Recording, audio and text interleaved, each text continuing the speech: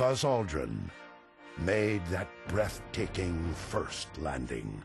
Whether it's my foot on the moon or one of my classmates or, you know, somebody from my generation is going to do it, and I think it's great. We can actually really explore the moon. It's a whole new planet, a whole new world to go explore. And as the centuries unfold, we'll go many, many places, but this is the first, and this needs to be remembered as one of the wonderful things of the 20th century. It is a great adventure.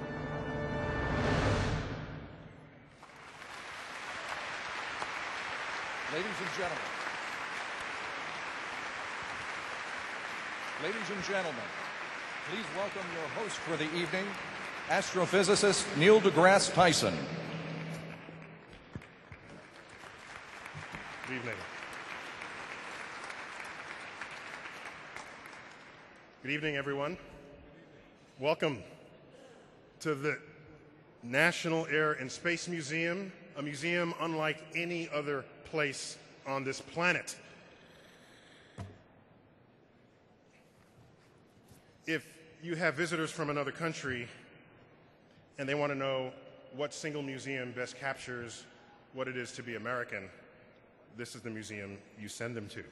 With the right flyer, Spaceship One, do it, do it.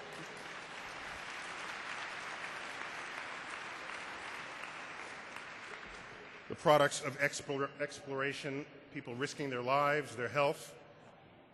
Not everyone does that, only a subset of those of us who are human. And I am glad to be part of a species that has that subset. Because without it, you don't end up going anywhere. We're here to celebrate the 40th anniversary of the moon landing. And there's something about the number 40. I don't know if you've thought this through. 40. That's a big number. I'll tell you why it's a big number. How many days was the Ark at sea? 40 days, and in case you didn't know, it was also 40 nights. How many years was Moses wandering the desert? 40 years. It's not accidentally 40. 40 is a long time. It is longer than a generation. 40 years.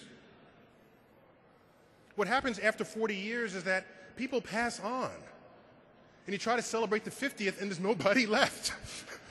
People who celebrate it, they have to, well, I read about it in a book. Okay, I'll clap, but I'm on to other things. So it may be that this 40th anniversary is the most significant we will ever have of the Apollo era. So do not miss a moment of this evening tonight. I just want to emphasize that for you. We know that the Apollo era, it stoked a pipeline of ambitions. We know this. Many of us are here because of that. But I need to tell you, the struggle is not over. Okay? Not everybody was part of that vision. Not everybody was taken by it. And I blame us for that. Because you feel it, you know it. You know that majestic journey into space. You know it and understand it, yet there are people out there who don't. Can't even thought about it. You know, 2/3 of everyone in the world today was born after 1969. 2/3 of the world. You know, the show formerly known as Jay Leno? Do you remember he used to do jaywalking? Remember that? Jaywalking, he'd go out in the street and ask a simple question of people who we think should know better. He went to freshly minted graduates out of college, went up to a woman and asked, "How many moons does Earth have?" Her reply was, "How do you expect me to remember that? I had astronomy 2 semesters ago."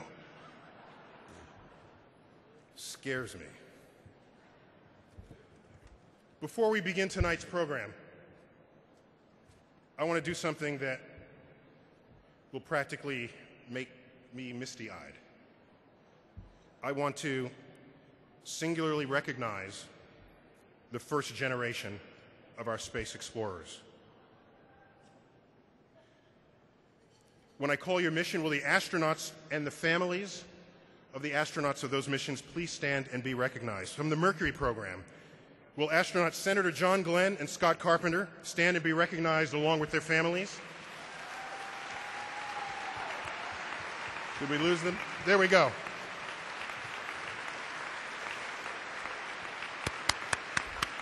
And the families of the other Mercury astronauts. Families and astronauts, please stand. Gordon Cooper, Alan Shepard, Deke Slayton, Gus Grissom, Wally Schirra.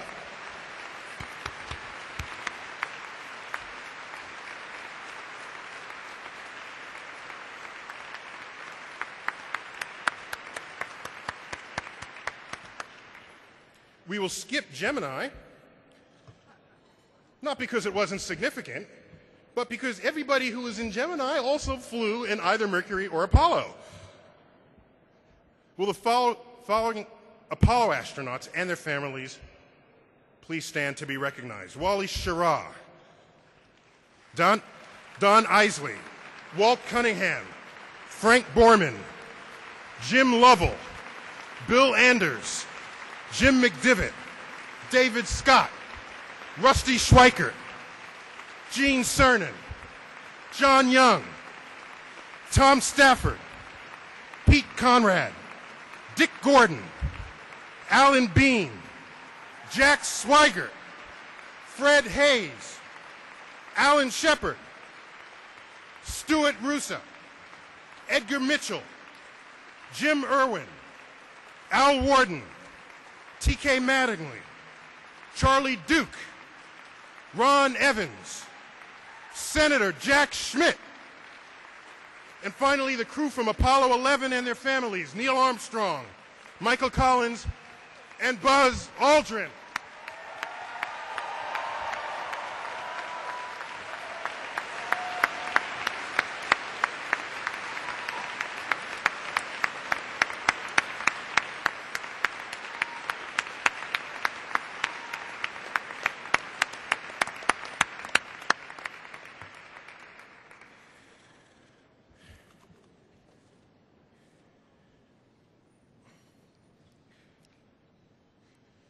Heroes of a generation.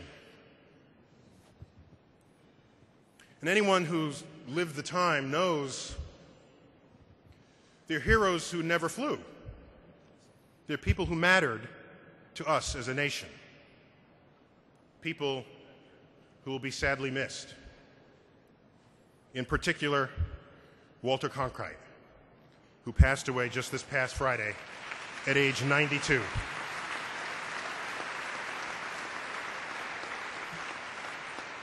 You know, I was originally saddened when I learned that, and I said, the guy was 92. I wish I could live that long. When you're that old and you die, it's not an occasion to be sad, it's an occasion to celebrate a life. The most trusted man in America, supporter of space. We all knew this. He anchored the evening news with intelligence, integrity, and compassion to everyone who watched CBS News. Let's check out a video to stir our memories of this wonderful man. July 20th, 1969 is, I'm sure, is going to be perhaps the one historical date that